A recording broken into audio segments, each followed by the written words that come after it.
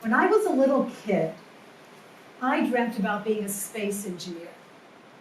And to 9-year-old me, that meant I was going to be the person designing the rocket ships and then the astronaut who would take it into outer space.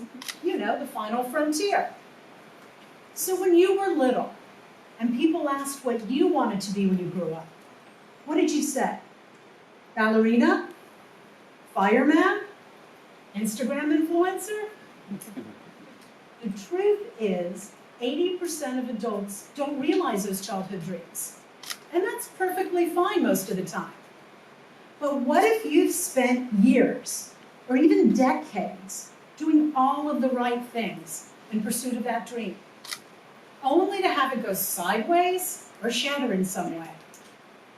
That's an awful place to be. You might feel disconnected, depressed, overwhelmed, or even spiraling out of control. So when I hit middle school and took more advanced math, I figured out pretty quick I wasn't going to be a space engineer.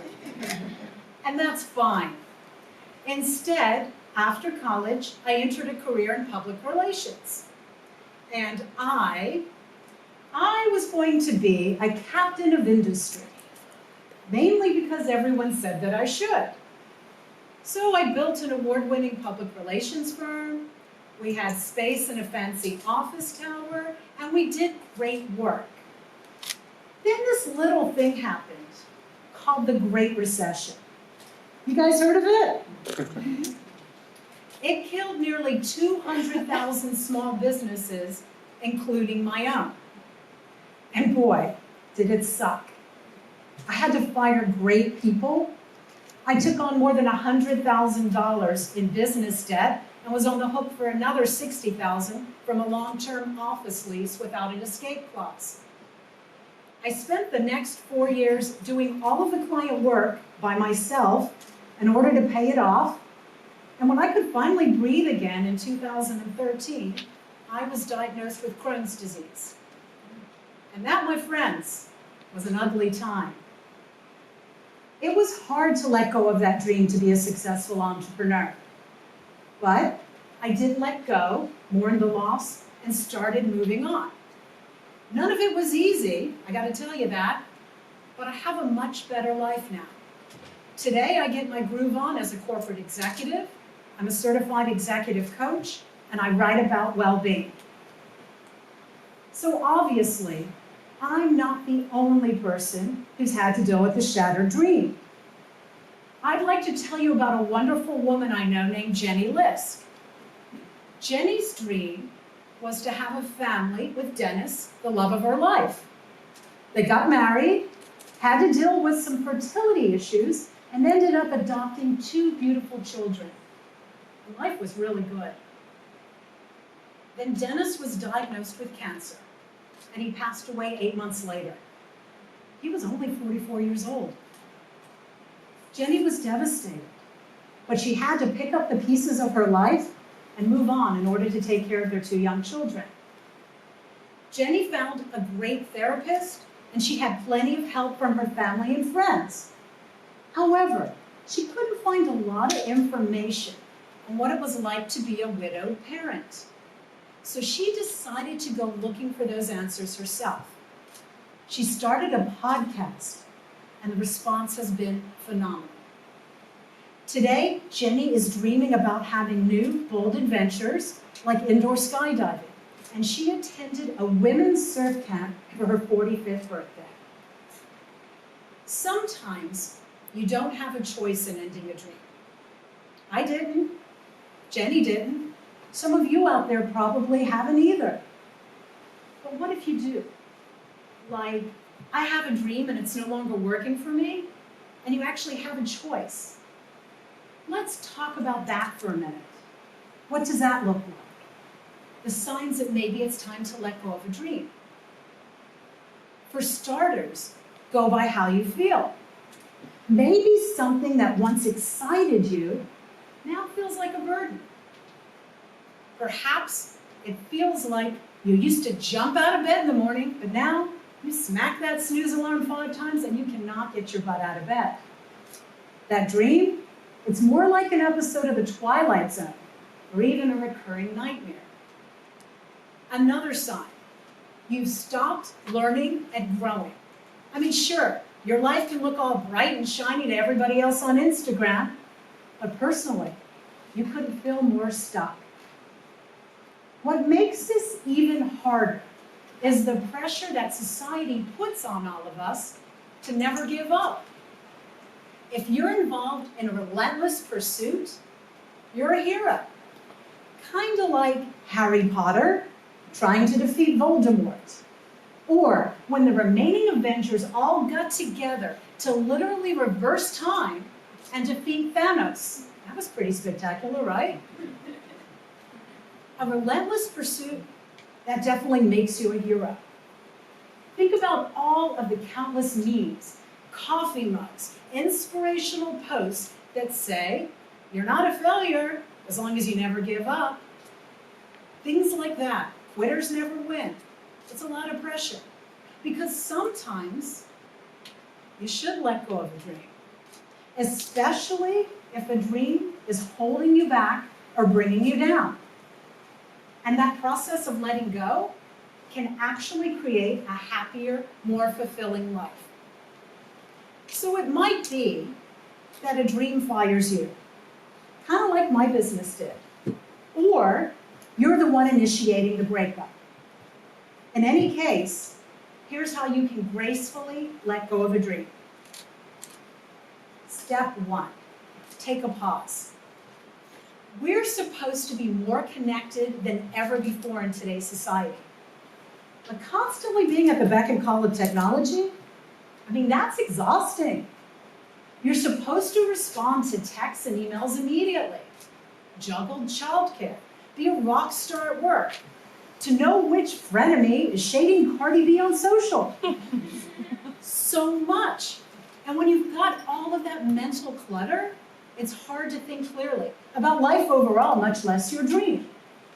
So I recommend taking a pause. And a pause doesn't mean that you gotta go hike the Himalayas for a few months or drive around the country in an RV. You can take an effective pause in as little as a day or even a few hours. I mean, if you're really time crunched, all you have to do is download a 5-minute meditation app, do that a couple of times, and you start clearing your mind on a regular basis. Something that I recommend strongly is to explore journaling. So back in elementary school, which apparently was the most formative time of my life, I had this little pink journal with a lock and key on the side. And I used to write earth-shattering revelations in it. Things like who I had lunch with that day, boys I thought were cute at school. You know, the same kind of thing that YouTubers out there are talking about and really crushing it. But I digress. The point is, when you journal, go deep. Think about that dream and be honest about how you feel. And write it out. You can use paper and pen, type it on a computer file, type it into your smartphone. You can even talk it out using a recording app. And it works. According to advances in psychiatric treatment, something which I do not keep on my coffee table at home, but I was searching for answers for you guys.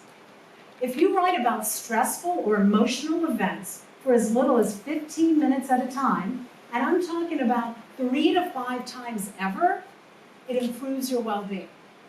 So check it out. Secondly, make peace with your ego. You're worried about losing face in front of others?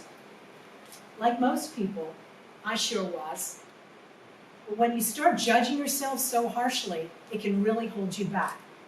According to psychologist Michael Gervais, we're dealing with a national obsession called FOPO, which is a fear of other people's opinions. And that's going to limit your potential to succeed and thrive in life. It might help if you realize you're not alone. Think about people like Oprah Winfrey, Michael Jordan, J.K. Rowling, who all had a dream go sideways. And everything turned out just fine for them. Something that's helped me is to consciously shift my self-talk.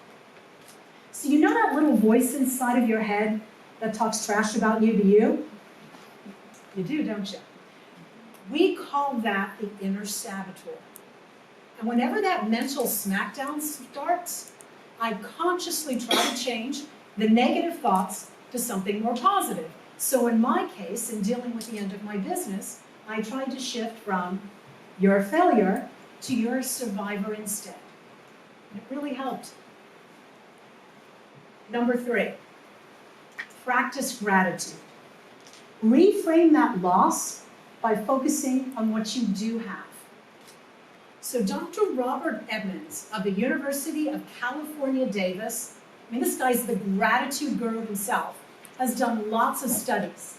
And he has found that gratitude is associated with a nearly 25% decrease in stress hormones.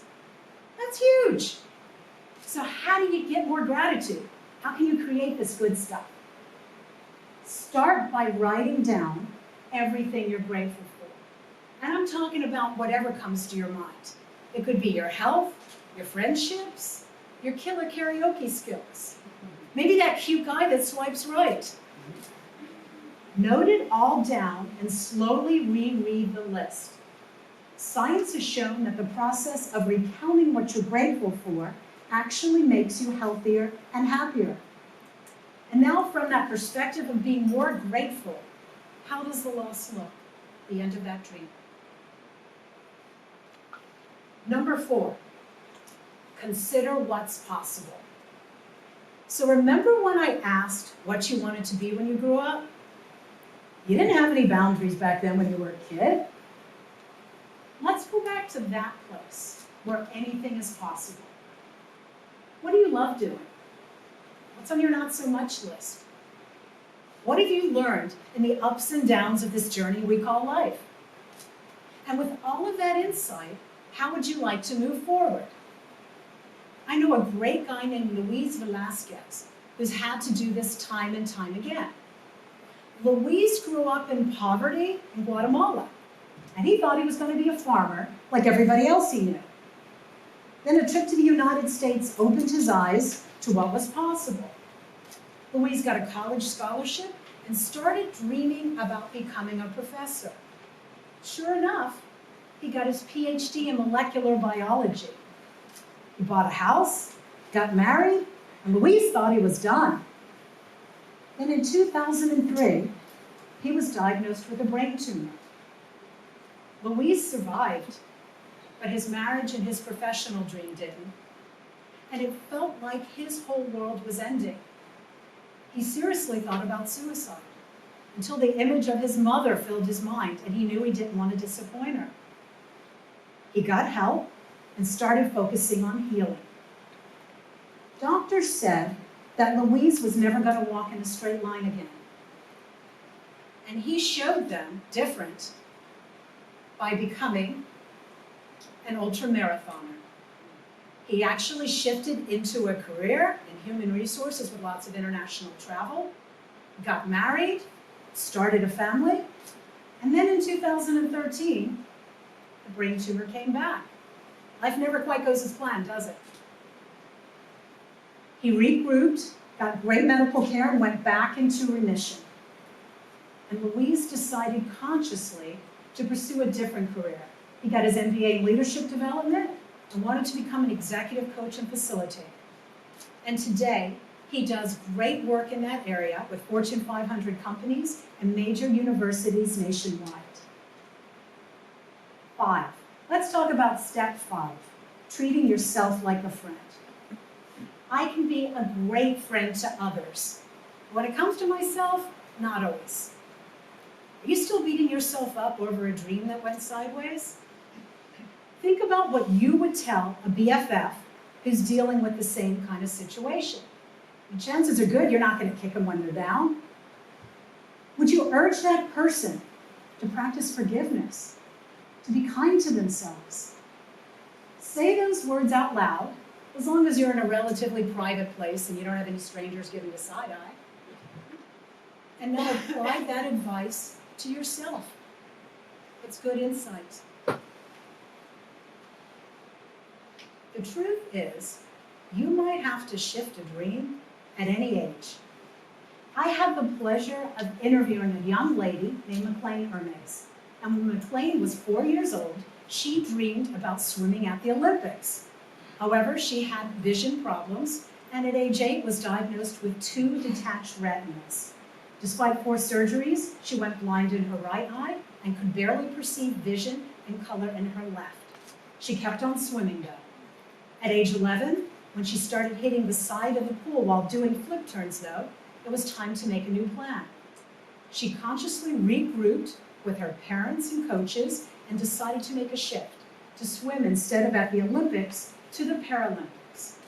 She worked hard for several years, and at age 15, made the 2016 Paralympic swim team in Rio de Janeiro. She even made the finals in the 100-meter backstroke. And today, she's got a new dream.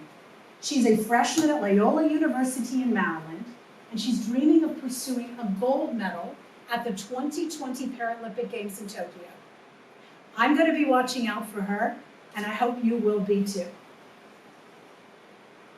Sometimes a dream gets shattered or crushed, or you might be the one who decides you want to break up with it. In any of these situations, it takes time, energy, and effort to let go of a dream. But I'm here to tell you, it's worth it.